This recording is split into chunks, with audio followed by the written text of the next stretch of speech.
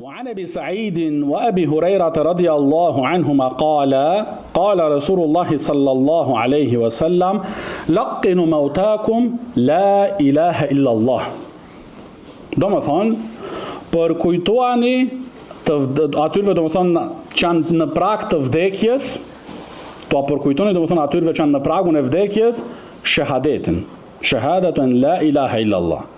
Do më thonë atyre që i kini të afërmit e tuaj, ati që gjindeni të do një musliman, edhe është në momentet në frymarrjet e fundit, do thonë ka thënë pejgamberi sallallahu alaihi wasallam që me ja përkujtu atyre la ilaha illallah.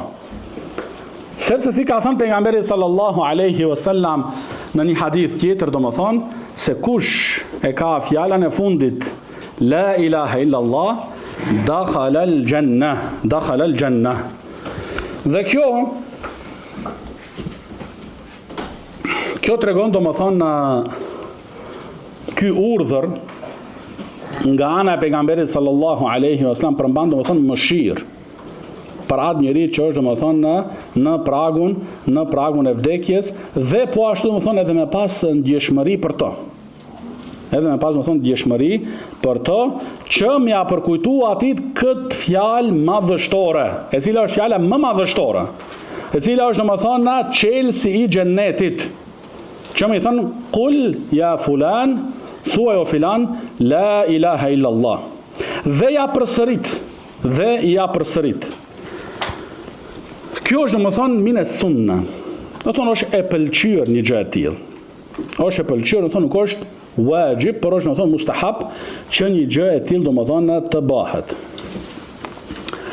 Këtu duhet me pas kujdes dhe me qenë vigjilent dhe do më thonë i kthjellët që nëse ai personi i cili është u vdek përjeton dhimbje të rënda që ndoshta nëse ti fillon t'i thuash atit thuaj la ilaha illallah, ndoshta del nga ai një fjalë që nuk është e mirë. Por kjo si pasoj të reakcionin tënd ose të veprimin tënd që jetu e bërë.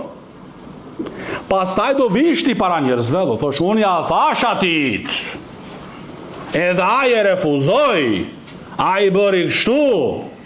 Jo, në këto raste të tilla, thonë dietarët, nuk i thuhet atit thuaj la ilaha illallah. Thonë ka njerëz që thonë kanë dhimbje të rënda dhe të forta dhe të ashpra, që ndoshta edhe ai e hub vetdijen e tij në ato momente. E ti tash i vjen edhe i thosh thuja. Ndoshta ai ka me të bërtit ose ka me thonë diçka që është në kundërshtim me fenë Allahu subhanahu wa taala. Që ti e bër sebeb për ai me e thënë atë fjalë.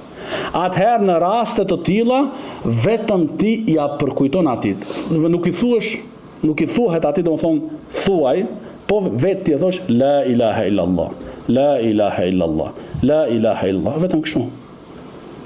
Kjo është e mënyra.